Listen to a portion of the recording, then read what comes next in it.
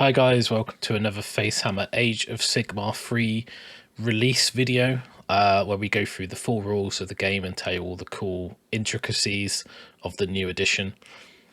And My today, head's already sore. We're one. we're already one video in, Byron, and he's like, I can't think anymore.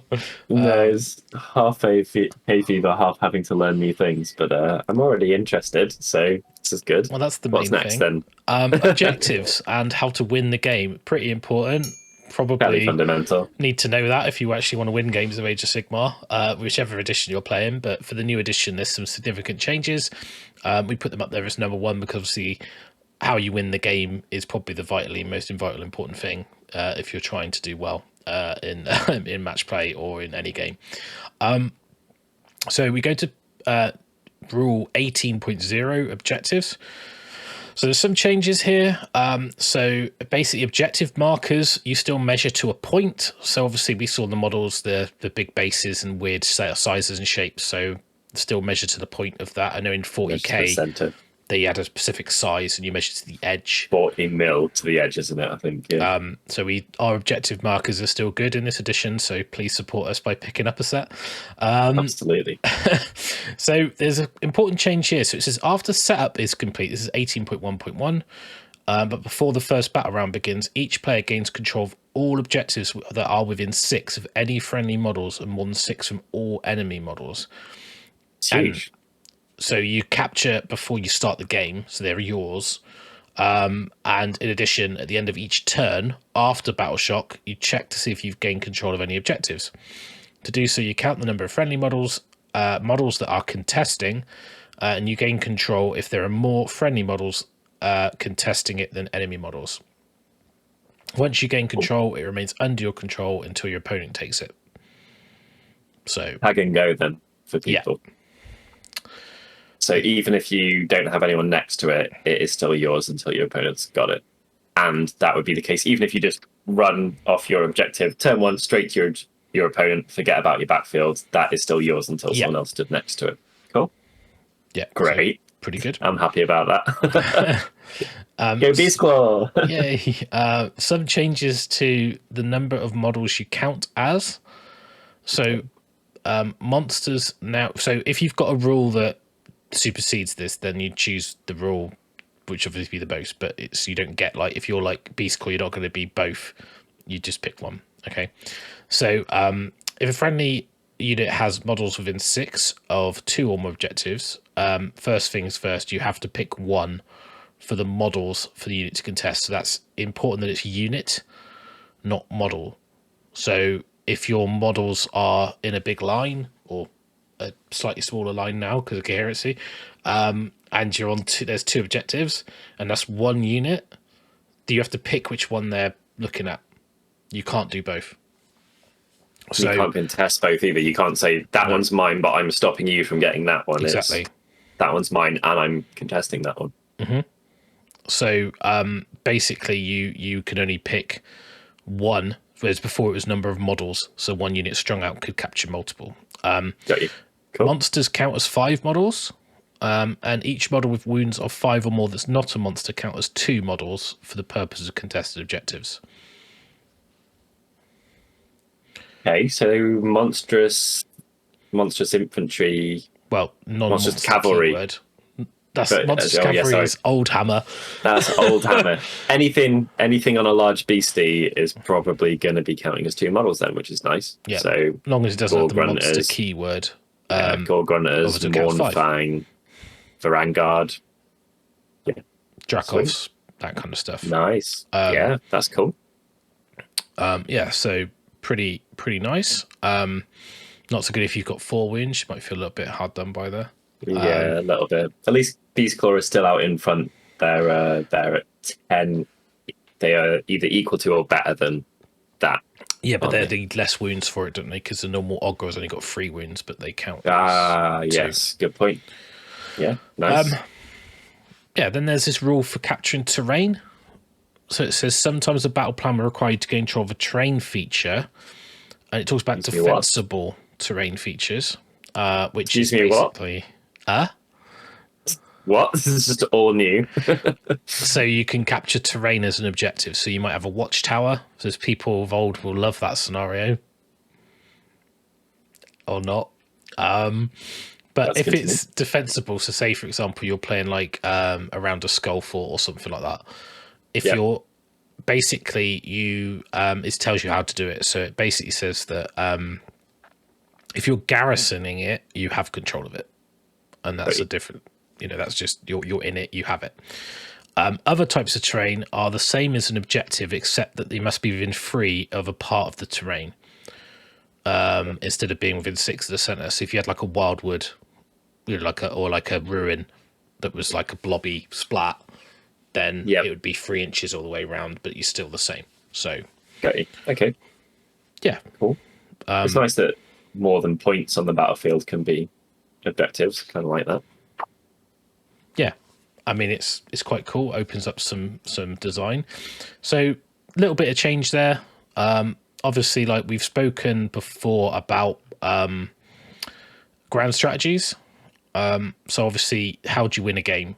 So if we go to the match play section at the back, you've got your grand strategies, where basically you pick one on your list and you gain 3 victory points if you complete it. Then we've got a thing called battle tactics. So battle tactics are at the start of your hero phase. You've got to pick a battle tactic, and you must reveal it to your opponent. So it's in your hero phase, you pick your tactic. You can't use the same battle tactic more than once in the game. Okay, so these are the choices you've got. Break their spirit. So it says at the end of your turn, after determining control of objectives, you score 2 victory points if you completed your tactic. So there's 2 VPs every turn on your battle tactic. So you've got break the spirit, pick an enemy unit wholly within your opponent's territory. You complete this tactic if that unit is destroyed during this turn. Then you've got broken ranks. Pick one of your opponent's starting unit from your opponent's starting army. You complete this tactic if that unit is destroyed during this turn. Then you've got conquer. Pick an objective marker on the battlefield that your opponent controls. You complete this tactic if you control that at the end of this turn. Repel. Pick one enemy unit wholly or partially within your territory. You complete this tactic if that unit is destroyed during this turn. Seize the center. You complete this tactic if there are more friendly than enemy models within 6 of the center of the battlefield. And then slay the warlord. You complete this tactic if the model chosen to be your opponent's general is slain during this turn. So you're in your hero phase. You're going to have to think, what are you doing in the turn? Which one can you use? But once you've used it, you can't use it again. So obviously some are quite easy. Yeah. Also, are there some there that you should use now because they might not be available later? Exactly. You might accidentally kill your opponent's general, which doesn't sound bad, but is going to work out one of these, and then go, rubbish. Whoops. That was my I haven't used that tactic yet, and now I can't. So I think it's quite important, the sequencing on those when you use them. And obviously, like, you might give a point that if you need a unit in their territory to destroy and they don't have a unit in their territory, you can't do that one. So they could, like, you get to dictate what it is as you do your go. So they can't react to it really. But obviously they know what you're trying to do. So they might save their all-out defense for that unit if they know that's key to their battle tactic. Yep. Because you've got to reveal it. It's not hidden. So it adds another layer to the game where you've got this. They're almost like the old hidden agendas, not hidden. It's how people played with them when they would reveal and you pick them and say which one you're going to do. Cool. Yeah. And now we've got some scenarios. So just to give you an example of how, in the core rules, there are 3 match play scenarios. So does that mean there's only 3 scenarios? In the core rule book, there are 3 match play scenarios. Can we just go down to 3? I'd be really happy. If you're playing the battle pack, which is the contest of generals, then there are only 3. I would love that for the rest of the time, please. I cannot say any more. So 6 would be fine. If you tell me a number that's more than 12 at some point in the near future, I'm going to be very upset. So frontal assault. Oh no! I'm not 18's saying too many. anything. You're doing this, so I'm not. Stop it. Okay. So each army, each player picks an army. Obviously, you've done that normally. Hopefully. They roll off. Winner chooses whether to be attacker or defender. You can see this map, and you notice these dotted lines. That's a Warcry board. So putting the objectives down is going to be super easy because there's three. Nice. It's on corners, so all the measurement of missions is a lot easier now because like you don't have to like, oh, it's 18 diagonally from the corner, and it because it's like, oh, it's on that point. You don't need. So if you're using Warcry boards, it makes putting your objective markers down a lot easier. Cool. So it says the defender sets up the battlefield, they set up objective markers, and then they set up the number of terrain features. Each terrain must be set up more than 3 for the battle edge, or 6 from other terrain features, more than 3 from all objectives.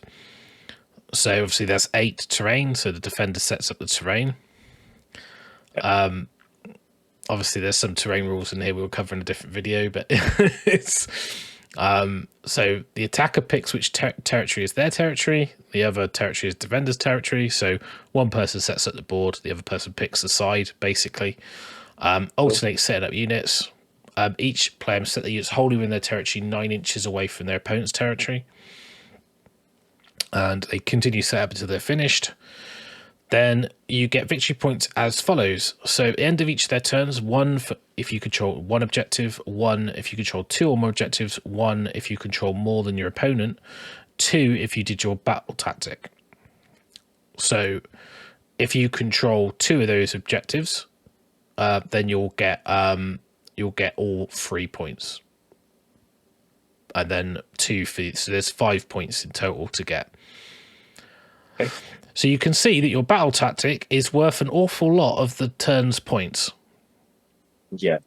So they're quite important. Mm-hmm. Then obviously your grand strategy is 3 points at the end. So that could swing the game. Usually, yeah. So because that could be 3 turns of you having more objectives than your opponent, you know. Cancelled. So fairly important. A battle length is 5 rounds, and the player with the most victory points is a major victory. If the players are tied at the end of the battle round, each player checks how many battle tactics they completed. If one player completed more battle tactics, they win a minor victory. If both players complete the same amount of battle tactics, each player checks if they completed their grand strategy. If one player did their grand strategy and their opponent did not, they get a minor. If both players or neither players completed their grand strategy, the battle is a draw. So there are no victory points. It is who got the most battle tactics. If both you got the same, then who did the grand strategy. If you both did it or you both didn't do it, then it's a draw. If one did, the other didn't, then it's a minor. Yep. If you're tied on victory points. So quite cool. Yeah. So you don't need to worry about adding up how many things you killed and how many things, you know, kept alive. Then we've got 2 other missions. We've got Burnham Pillage, which is you've got your objectives in the middle of each board, technically. And you set up the terrain basically it's the same as described. It's basically the same. The attacker picks territory, the other's the defender's territory. So alternate setup units 1 at a time, starting with the attacker. Again, it's more than 9 from their opponent's territory. And then, you know, victory points. It's probably quite similar. So you get 1 for if you control at least 1, 1 if you control 2 or more, 1 if you control more than your opponent, and 2 if you did your battle tactics. It's exactly the same. But you've got this pillaging rule. So from the start of the second battle round, after you score victory points, you can pillage an objective that you control if it's within your opponent's territory and that is within 1 of a friendly unit. If you do, you get D3 bit victory points. The objective marker is removed. You cannot pillage more than 1. Things haven't changed. Well, you can't do more than 1 a turn. Okay. And then your grand strategy, you score 3 again. 5 rounds, and it's the same victory sort of condition. So it's quite a nice mission. Like it's not as bad as It's not like that. Oh, I've just burnt you on turn 1 or whatever, because you can't. Because it's got to be on the second battle round. Yep. And then you can't do both in the same turn. And you also score yours even if you've not moved. So there's a load of stuff that kind of is more balanced than it used to be. Yeah, and Not they've got to be within an inch of it as well. About Scorched Earth ever. No, it was the better part of Valor, wasn't it? That was the worst one. Oh.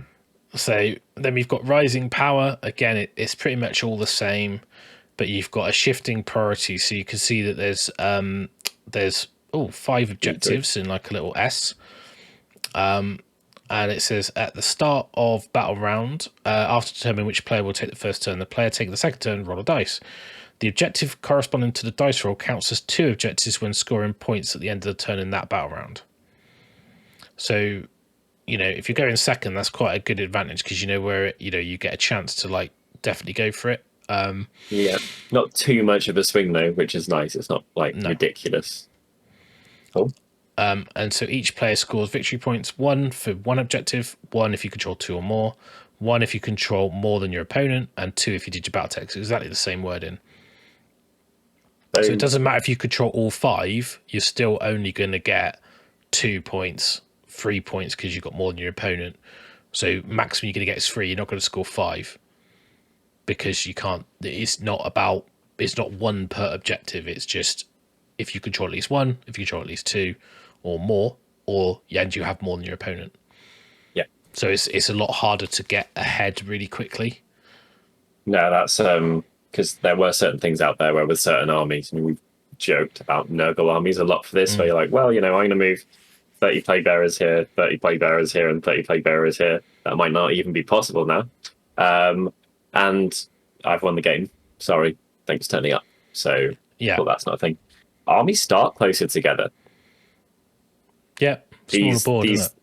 Yeah, these 3 are 9 away from opponents' territory. So, if you both deployed on the line, that's 18 inches away, which is a big difference. And people aren't going to have as much room to go backwards within that. So, yeah, that's a significant thing.